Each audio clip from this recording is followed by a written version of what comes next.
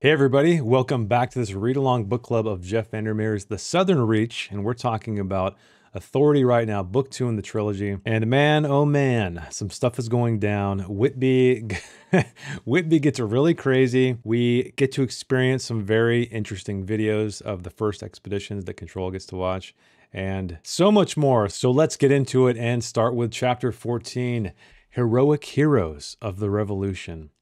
So later, as he was wallowing in notes, Control is just continually trying to figure out the mysteries of the Southern Reach. And I mentioned this on the Discord server, by the way. If you're not there, totally join.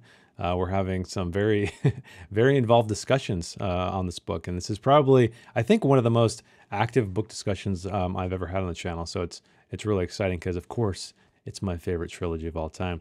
But we talked about that the course of this book is only 5 days, at least according to Reddit, which means that I know a lot of people like to criticize Control. They think he's not the smartest guy in the world. But imagine being just hurled into this organization for the course of 5 days and just figuring everything out. I don't think it's quite that possible. But anyway, the expedition wing buzzed him, and an excitable sounding male voice told Control that the biologist was not feeling good at all. She's been complaining of cramps and fever. Is she dying of cancer, just like everybody else? Not quite sure yet. But Control also realized that it might be some kind of ploy, because the biologist, which she claims to not be, doesn't seem to be very trustworthy much of the time. He left his office, headed down the corridor of the smattering of personnel in the hall beyond. Some were actually in lab coats for once. Were they bored, eager to get on with it? We don't know, but they feel like, or he thinks, they're putting on a little bit of a show here. Every time the biologist spoke, something changed in his world, as if she is sculpting him much like Area X sculpts people. But he knew with absolute certainty that he would not become overly fixated or obsessional. That is foreshadowing right there, because that's exactly what happens in these course of chapters. The expedition wing featured 4 layers of obvious security. There's a debriefing room, decontamination zone as well. So we get kind of a little bit of a deeper dive into the facilities here. And all was rendered in an almost blinding white that contrasted with the washed out teal and copper textures of the rooms of the corridor.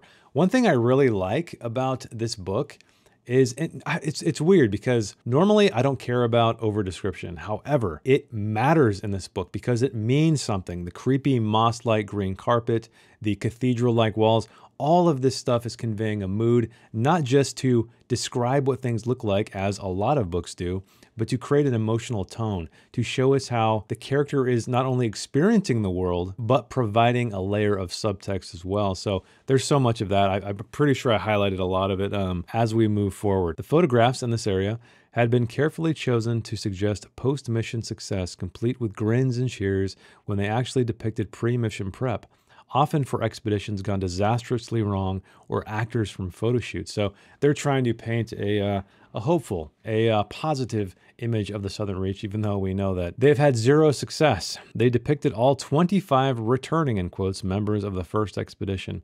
This was the alternative reality any staff that came into contact with expedition members had to support. And he notes here, it's like some socialist dictatorship's glorious heroes of the revolution. But he finds Ghostbird in a room. There's also a TV there with a DVD player, but approved movies only.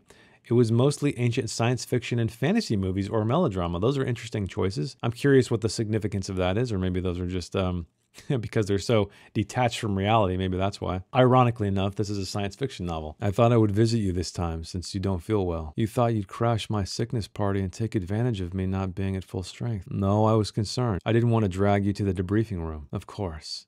Forest snails are known for their courtesy. There is that snail reference again. The delicate hairs on the smooth skin of her neck revealed to him with an almost microscopic precision. Crazy stuff to note, because I still think she's a copy, okay?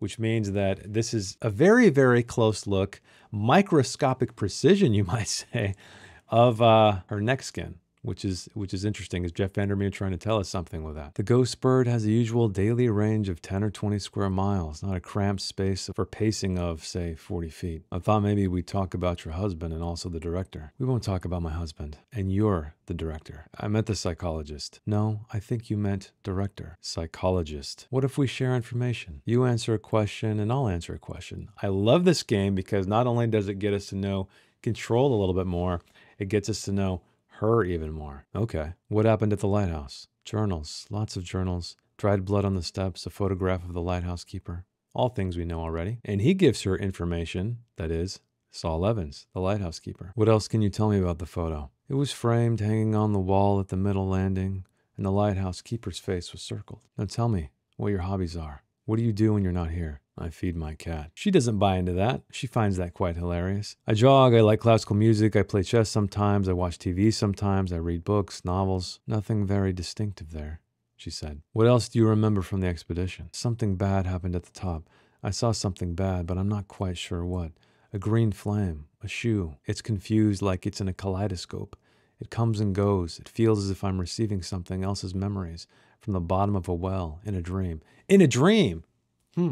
Who else is dreaming in this book? Control, of course.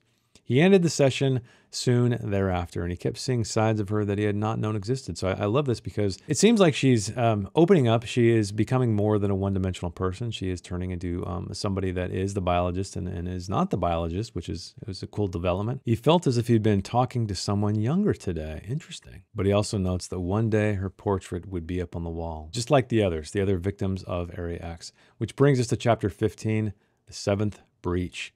Photographs had also been buried in the sedimentary layers of the director's desk. Many were of the lighthouse from different angles, a few from various expeditions, but also reproductions of ancient daguerreotypes, I think I said that right, taken soon after the lighthouse had first been built, along with etchings and maps. Among them was a second copy of one of the photographs that hung on the wall opposite his desk. And he notes this girl whose face was half obscured by the hood of her jacket.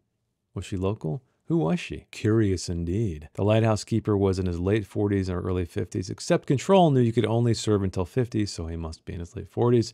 He looked like a walking, talking cliche. He's got the captain's hat, he's got the coat, he has a pipe too, doesn't he? I don't remember, but it sounds right.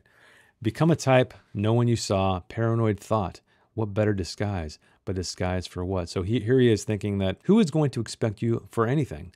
If you just look just like the type that they expect. You look like a joke, hiding in plain sight. The photo had been taken by a member of the Seance and Science Brigade about a week or two before the event, in caps, that had created Area X. The photographer had gone missing when the border came down. So then Control hears the sound of his reconstituted chair barricade being encountered by an apparition who turned out to be Cheney. Cheney's here. Yes. The X of his face tightened. I love that. Oh, yes, well, I guess I just wondered if you'd follow up about, the director's trip. Since I've got you here, Cheney, here's a question for you. Anything out of the ordinary about the second to last 11th expedition? I don't think so. You have the files. Well, it was the expedition before the director's special trip. I thought you might have some insight. No, nothing much. Nothing that comes to mind. Did the director's office somehow make him uncomfortable? It is kind of a creepy place. Let me ask you about Lowry then. How did Lowry and the director get along? Bluntly, Lowry admired her in his way, tried to make her his protege, but she didn't want to be. She was very much her own person, and I think she thought he got too much credit for just surviving. Wasn't he a hero? Sure. Sure enough, but maybe overrated. He liked to drink, he liked to throw his weight around. I remember the director once said something unkind, compared him to a prisoner of war who thinks just because he suffered, he knows a lot. So some friction, but they worked together though. They did work together, respect and opposition. Is there anything else? No, I guess not.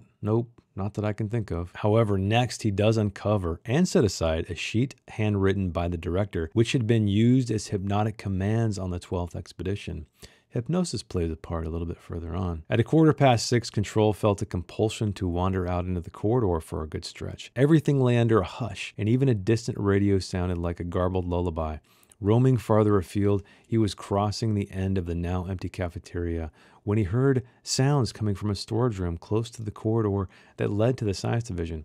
The only reason I highlighted that is it's such a beautiful description. It could be so difficult to create a sense of atmosphere in an office building, but Jeff Vandermeer does it beautifully. He creates as much atmosphere as I felt while reading Annihilation in the way he described Area X. So to me, this is a masterclass in creating a sense of atmosphere in the most mundane place you can think of. He grasped the knob, receiving a little electric shock as he turned it. I like that foreshadowing. A pale creature was crouched in front of the shelves of supplies, revealed under the sharp light of a single low-swinging light bulb. An unbearable yet beatific agony deformed its features. Whitby, crazy Whitby lurking in the closet.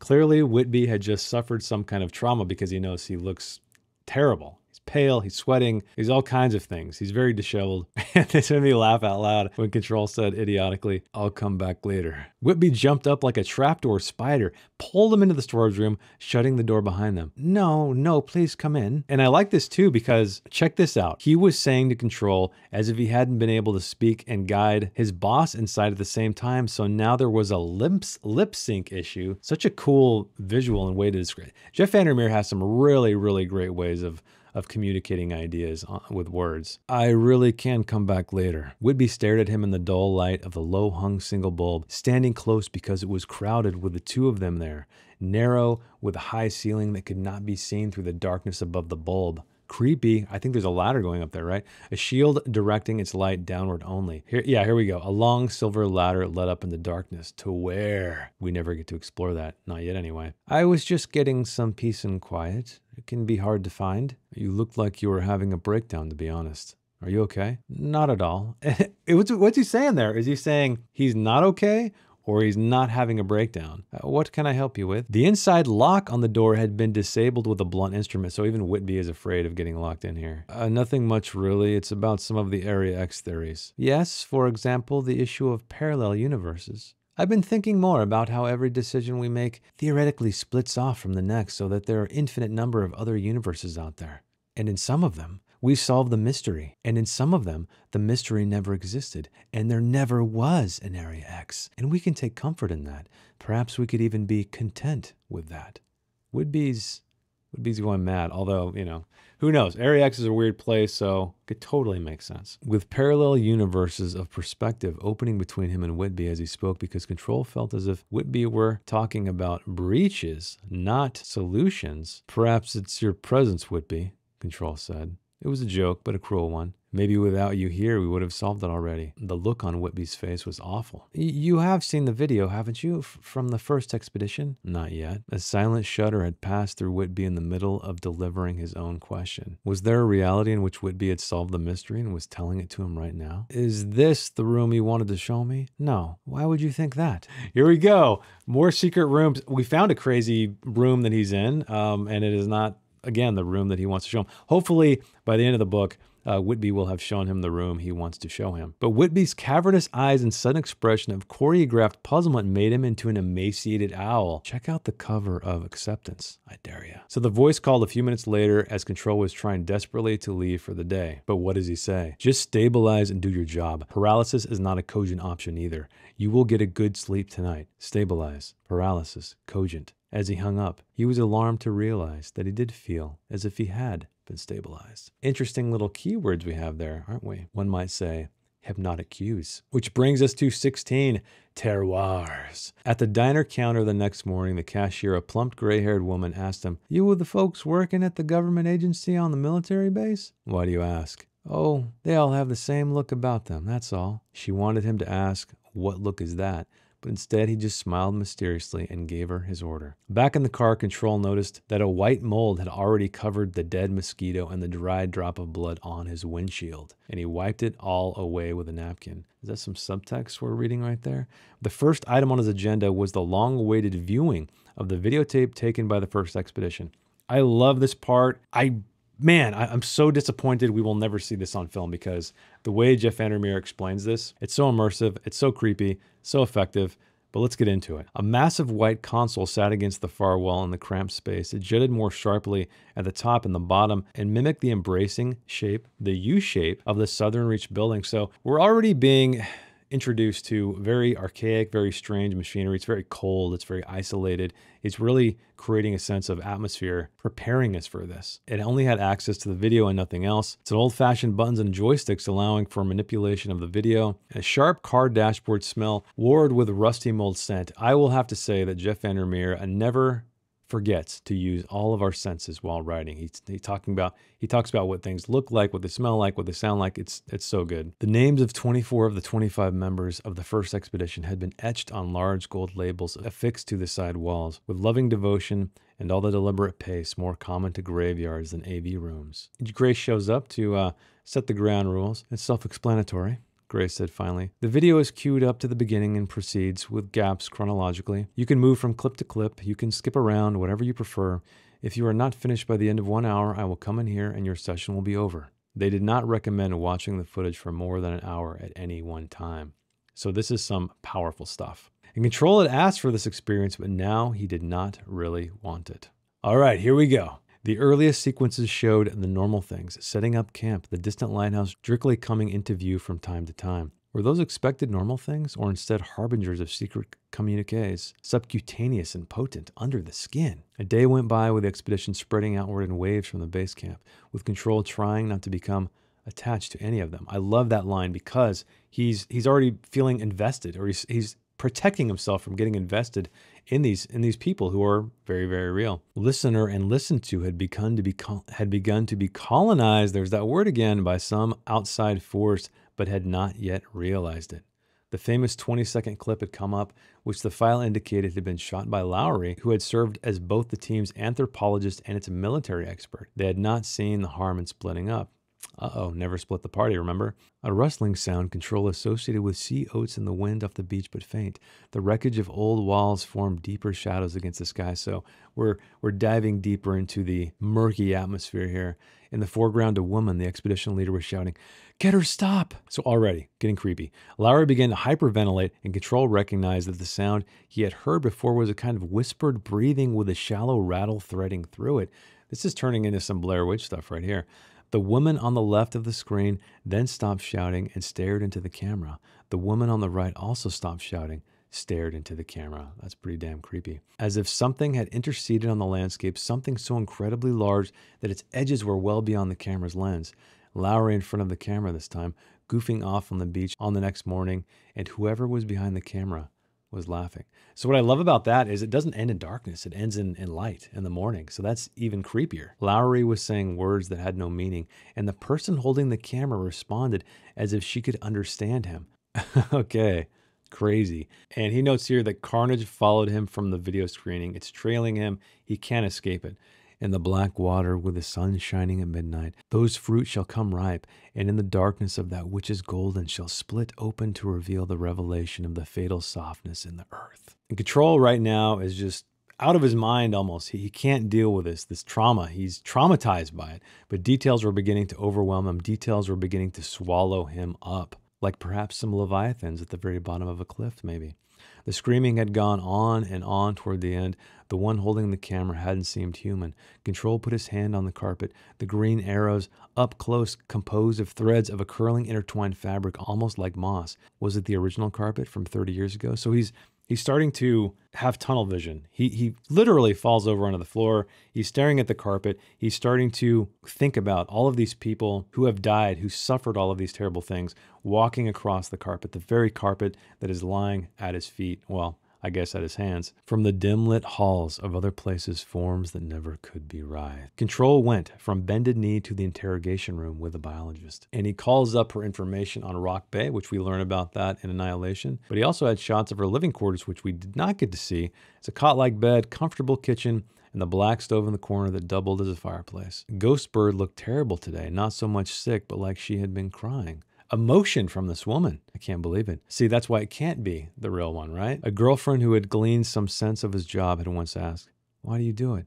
Meaning, why serve such a clandestine purpose? A purpose that could not be shared, could not be revealed. To know, to go beyond the veil. Well, I think with those very few words, we find that Control shares a lot in common with Ghostbird, or, well, I should say the biologist. He had known that he was also telling her he didn't mind leaving her then alone on the other side. So no ties. We know Control has had some family trauma. His mother and father got divorced, and his mother was working all the time, coming back only periodically like a flash of light. And of course, his father died from cancer. What would you like to talk about? He asked Ghostbird. Nothing. There must be something. I am not the biologist. You want the biologist. I am not the biologist. Go talk to her, not me. He started to respond, but in one violent motion, she swept his files and water off the table and grabbed his left hand with both of hers and wouldn't let go. What do you want from me? What do you really want? Nothing. I won't assist in charting my own pathology. I am not the biologist. Whoever you are, we'll pick this up later. There was a mating pair of wood storks in the holding pond out back when I left. Are they still there? I don't know. I'll find out. Yet for a good 20 seconds, the camera flew above the glimmering marsh reeds, the deep blue lakes, the ragged white cusp of the sea toward the lighthouse. dipped and rose, fell again and soared again, with what seemed like a horrifying enthusiasm and all-consuming joy. What a great ending to chapter 16, which brings us to chapter 17, perspective. He was here to solve a puzzle in some ways, but he felt as if it were beginning to solve him instead. All right, we're seeing things come together, right? How I always talk about plot and character. There's the merge right there. And all of this starts to demonstrate his mental state. He talks about this Amy something, who is the linguist assistant. She chews on her lip. The off-white of her upper left cuspid and incisors would appear. The pink gum exposed as the upper lip receded. And then, with almost rhythmic precision, she would nip and pincer, and the left side of her lower lip, which over time became somewhat redder than her lipstick. What is going on here? And then back to something had brushed through or interceded across the screen for a moment in the background, while in the middle a man with a beard squatted, not Lowry, but a man named O'Connell, who also Control could tell that the man was actually chewing on his lip and continued chewing until the blood came. Parallels. Predictable lunch to follow in the cafeteria. So this is when all of them are gathering to have lunch. And Grace, he has it out with Grace. Well, she has it out with him, and he actually fights back, though. But lunch, repeated too many times, became a meaningless word that morphed into lunge, that became a lunged, that became a leaping white rabbit. Okay, Control is clearly losing it. Every paragraph, more so. Control followed a version of Whitby he was both wary of and concerned about, and who muddled his way through the tables with Cheney, Sue, and Grace trailing behind him. He had seen him ducking into a side corridor, but they pulled him out for lunch. Whitby led them to a round, faux wooden table with low plastic seats, and he kind of jams himself against the wall behind it. And Cheney plopped into the seat next to Control. I'll hold down the fort while you get your food and go after.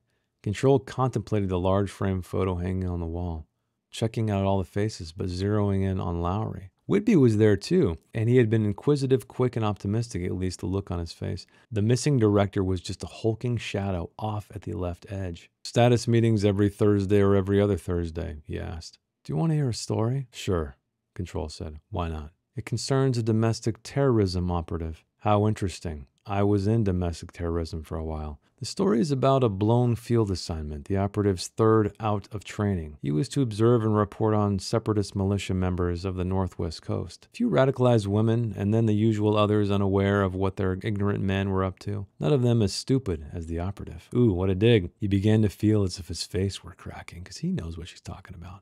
Was she trying to tear him down stone by stone in front of the few people at the Southern Reach? Sounds familiar. The operative infiltrates the group. He gets to know some of the friends of the people at the core of it. Not fair, Grace. You know that. This operative starts following the friends, and eventually they lead him to a bar. But instead of just observing her and reporting back, this clever operative ignores his orders and starts to talk to her, there in the bar. Do you want me to tell the rest of the story? Control interrupted. Not only does he have a conversation with this woman, but he seduces her, telling himself that he is doing it to help the cause. We used to have forks and spoons in the cafeteria. Now we just have sporks, says Whitby. Next time you tell this story, you should leave out the seduction, which didn't happen. You could also add that the operative didn't have clear orders from a superior. You heard the man. You heard him. So the operative's girlfriend, although he knows it's dangerous, knows that the members of the militia might find out, his superior does not know what he is doing yet. And then one day he goes to the bar. This is only the third time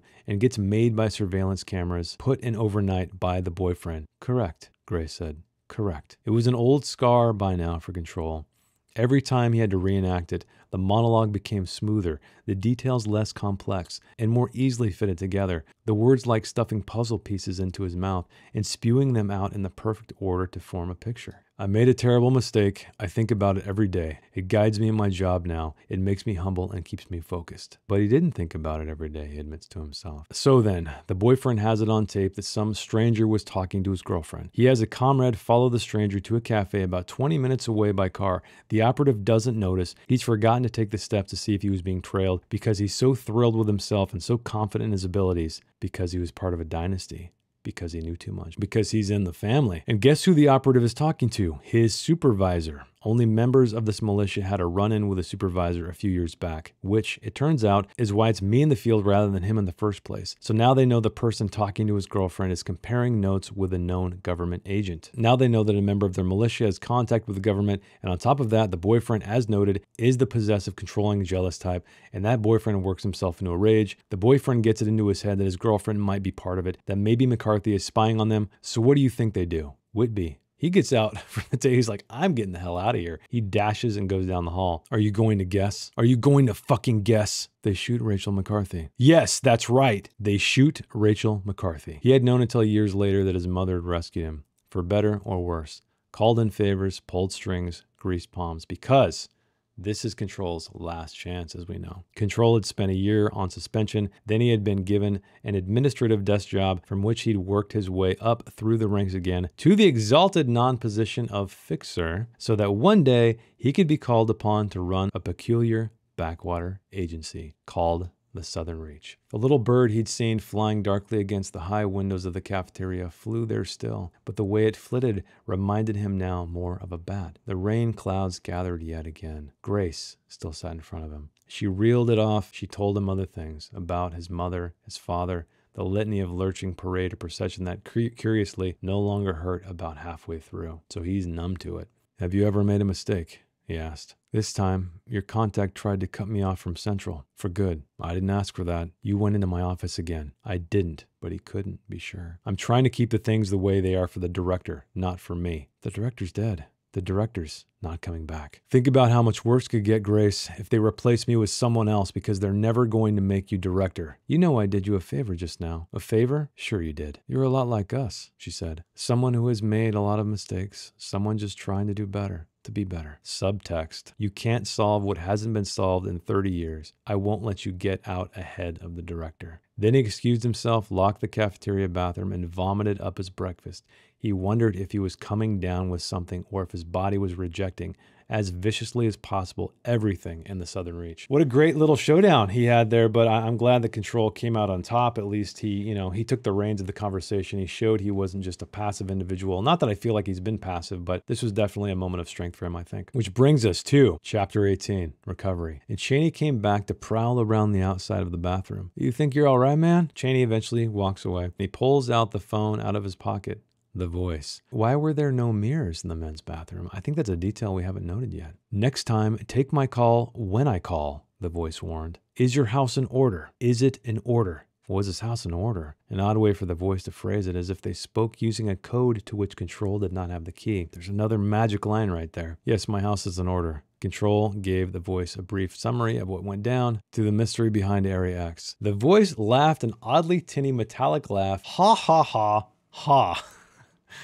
Enough of this. Stop trying to cut Grace off from her contacts at Central. Again, I don't report to you, Control. Don't tell me what to do. You know I saw the video of the first expedition this morning. And Grandpa comes up again. Had taught him that redirect while redeeming to address the other party's grievance. You think that's a fucking excuse for not doing your goddamn job? Seeing a video? Get your head out of your asshole and give me a real report next time. And then maybe I'll be a lot more willing to do your bidding the way you want me to do your bidding. Got it, fuckface? Such a random. The voice is like, do we ever get to know the voice? I really hope we do. Actually, you know what? I hope we don't, because it's such a character. It's such a character. It's like Dr. Claw from Inspector Gadget. The swear words were delivered in a peculiar, halting way, as if the voice were completing a Mad Lib where the only scripted parts were the words fucking goddamn asshole and fuckface. But Control got it. The voice was a shithead. Such a great description right there. And of course, just like any evil boss lurking in the shadows, enough, the voice says at some point. Later, that's better, the voice said. For now, continue to collect data and continue to question the biologist, but press her harder. I have the information you asked for. I can confirm that the director did cross the border. When? Right before the last 11th expedition? Yes, completely unauthorized and without anyone's knowledge or permission. And she got away with it. What do you mean? She wasn't fired. No doubt she should have been terminated, but no, she got probation. Do you know how long she was gone? Is there a report of what she found? 3 weeks, no report. She must have been debriefed. There must be a record. There is a debriefing statement. I can have a copy sent to you. Did you know that the director thought the border was advancing? I'm aware of that theory, but it is of no concern of yours. This is another random thing. At the end of their conversation, for no good reason, he told a joke. What's brown and sticky? I know that one. the voice said. A stick. A turd. Click. I love the mix of just humor, zaniness, just bizarro-ness out there stuff mixed with mind control, horror, the whole thing. It's such a great mix, and I think it works. Go ahead and check the seats for change, John. Control back in his office, exhausted, ambushed by odd flashes of memory.